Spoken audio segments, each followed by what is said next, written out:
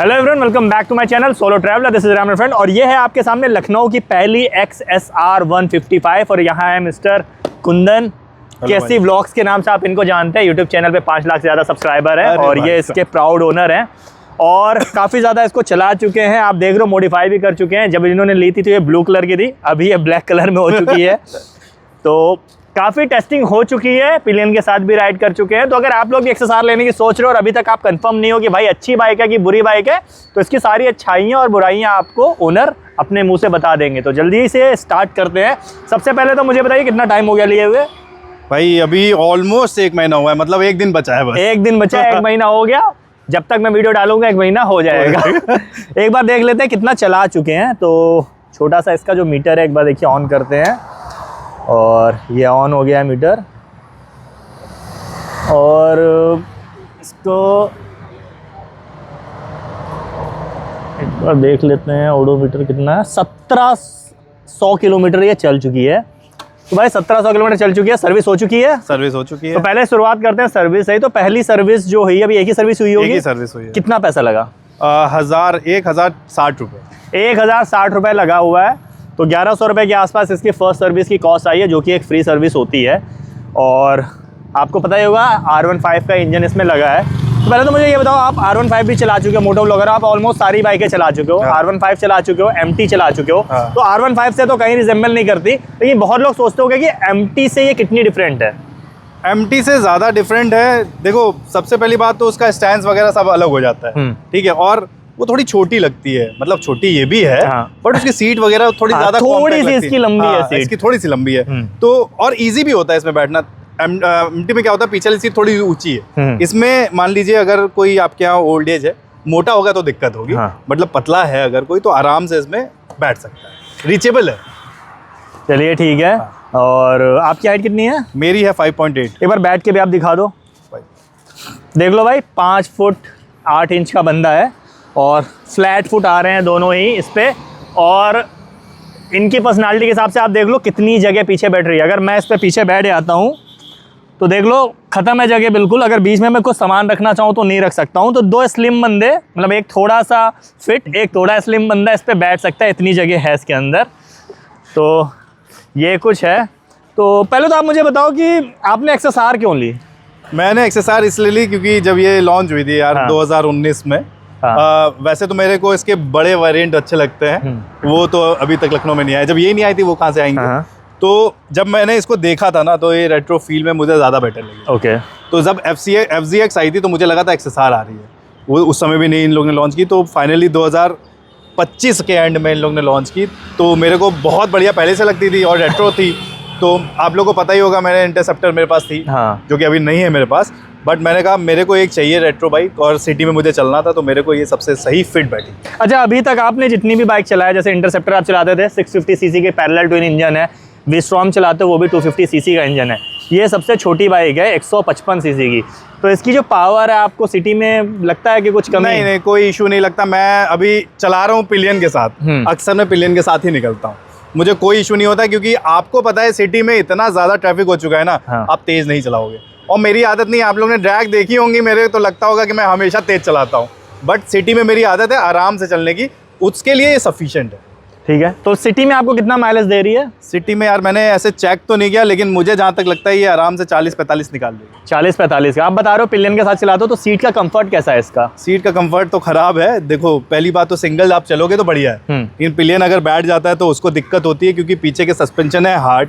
और हम लोग बैग लेके चलते हैं तो पीछे वाले को थोड़ी सी दिक्कत होती है। मतलब पिलियन के हिसाब से आप रिकमेंड नहीं करोगे बाइक? हाँ, देखो उसके लिए नहीं करूँगा कि मैंने बैग टांगा है बैठ नहीं पा रहा है, बैठ जाएगा।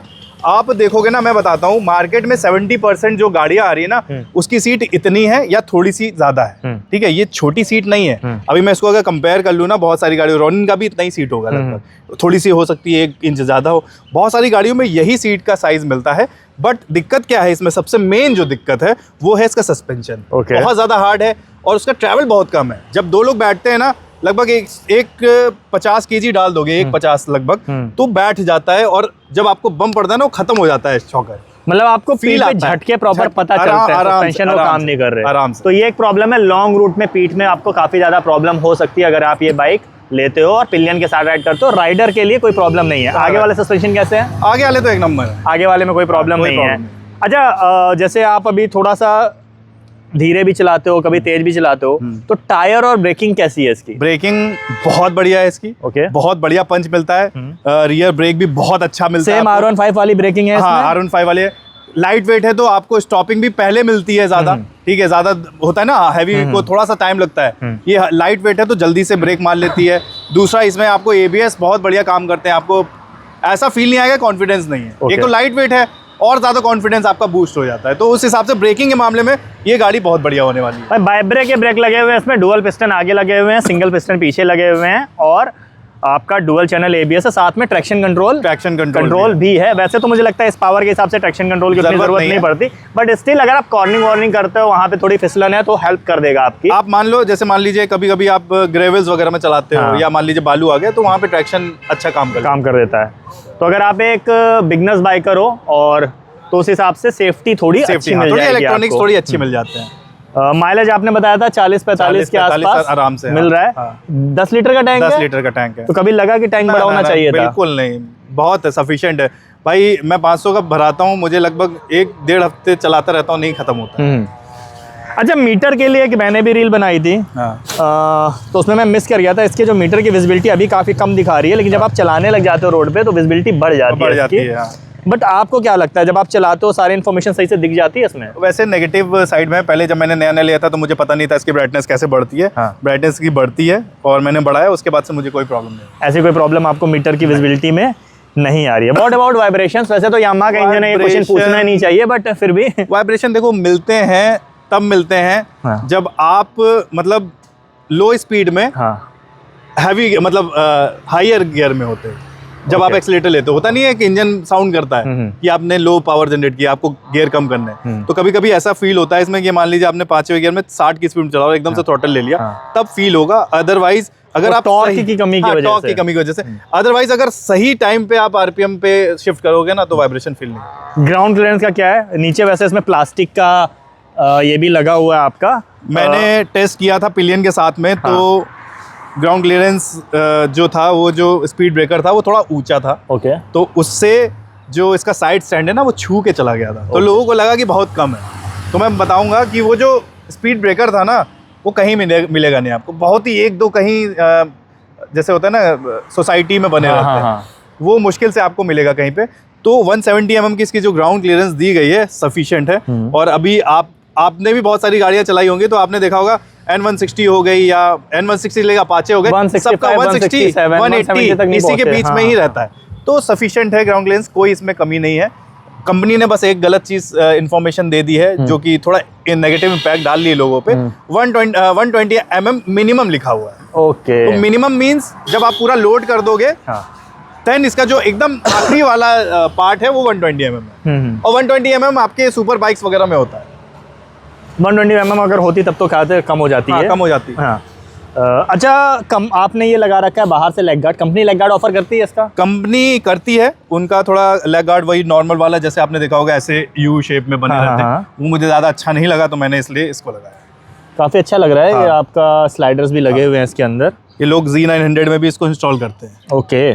Z900 आपने 155 सीसी में इंस्टॉल कर दिया। हैवी है, अच्छा है, लुक अच्छा कर दे रहा है, इसलिए मैंने सोचा क्यों ना फ्रेम स्लाइडर लगाया जाए। कुछ पॉजिटिव बताइए, जैसे ये बाइक आप चला रहे हो, 1 महीना हो गया, 1700 किलोमीटर आपने चला लिया है, किस तरह के लोगों को ये बाइक लेनी चाहिए? मेरे हिसाब से जो यंग हैं, जिनको ज़्यादा मतलब बोल सकते हो एक्सपीरियंस नहीं है बाइक चलाने का, और उनको थोड़ा पावरफुल गाड़ी चाहिए।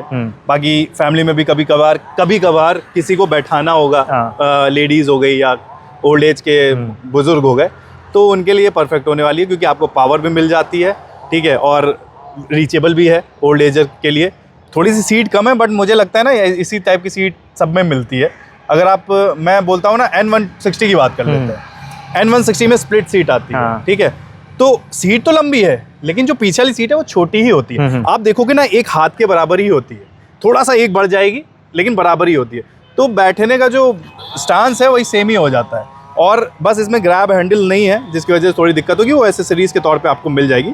तो ऐसा मुझे ऐसी कोई प्रॉब्लम इसमें देखने को नहीं मिली। आप इसको आराम से लेके कहीं पे भी जा सकते हो। कुल मिला के कॉलेज गोइंग बंदे जो है उनके लिए एक परफेक्ट चॉइस है। हाँ। और उनकी पहली बाइक होगी तो ठीक है, अदरवाइज किसी मिडिल क्लास में जिनकी पहली गाड़ी लेना चाहते हैं और हर काम के लेने चाहते हैं, उनके लिए परफेक्ट नहीं है। उनके लिए नहीं है, मतलब ये मतलब जैक ऑफ ऑल टाइप की बाइक नहीं है। और मतलब क्या बोलते, ऑल पर्पस बाइक नहीं बोल सकते इसको। बना सकते हो लेकिन उतना सुटेबल नहीं बनेगी। सुटेबल। What about headlight? आपका एलईडी हेडलाइट्स लगी हुई हैं, थ्रो कैसा है सिटी में? रेट्रो बाइक के हिसाब से बढ़िया है, ठीक है। मॉडर्न बाइक में तो आप आजकल प्रोजेक्टर्स आ गए हैं, उससे मैं कंपेयर नहीं करूंगा, लेकिन आप एक रेट्रो गाड़ी देख रहे हो, उस हिसाब से आपको इसमें एवरेज है। रात में अगर आपको कहीं बाहर जाना हो हाईवे पे तो ठीक है। हाँ ठीक है, हाईवे के लिए देखो यार, मैं इसलिए बता रहा हूँ ना, ये एवरेज है। ओके, मतलब अगर आपको जाना है और रेट्रो बाइक भी है, अगर आपको कहीं बाहर लॉन्ग टूर पे जाना है तो आपको ऑक्सिलरी लैंप्स की जरूरत पड़ेगी, चाहे वो छोटी गाड़ी हो चाहे बड़ी गाड़ी हो, चाहे उसमें 4 प्रोजेक्टर भी लगे हो ना, तो भी जरूरत पड़ती ही है, क्योंकि आपको पता है कार के फोकस बहुत ज़्यादा होता है। अब मुझे कुछ नेगेटिव पॉइंट्स इसके बता दीजिए जो आपको सबसे ज़्यादा परेशानी की हो इस गाड़ी में। नेगेटिव मेरे को एक ही चीज़ में दिक्कत है, वो है इसकी शॉकर्स, पीछे वाले बहुत हार्ड है, ठीक है, क्योंकि उसका और इसका कॉम्बिनेशन बिल्कुल मैच नहीं करता, क्योंकि सीट भी हार्ड है। तो पिलियन एज अ पिलियन ठीक, मतलब मेरे को दिक्कत होती है। मैं राइड करता हूँ तो इतनी दिक्कत नहीं होती, अगर मान लीजिए मैं पीछे बैठ गया हूँ तो बहुत झटके लगते हैं। ओके, तो सबसे नेगेटिव पॉइंट इसका यही है, सस्पेंशन में ट्रैवल ज़्यादा नहीं है, और सस्पेंशन बहुत ज़्यादा हार्ड है, और सीट भी बहुत ज़्यादा हार्ड है। ओके, अच्छा प्राइस पॉइंट का बात कर लेते हैं। आपको लगता है जिस प्राइस पॉइंट में लॉन्च हुई है जस्टिफाई करती है अपने आप को?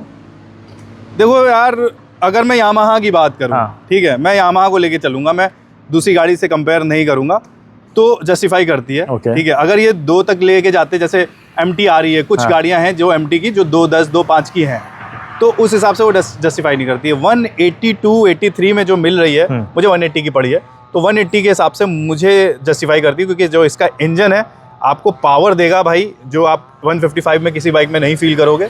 लाइट वेट है, पंची ब्रेक है, और इवन आप इससे टूर भी कर सकते हो अगर सिंगल कर रहे हो, तो उस हिसाब से मुझे लगता है ठीक है, इस प्राइस पॉइंट में इतना आपको मिल रहा है ना, बहुत।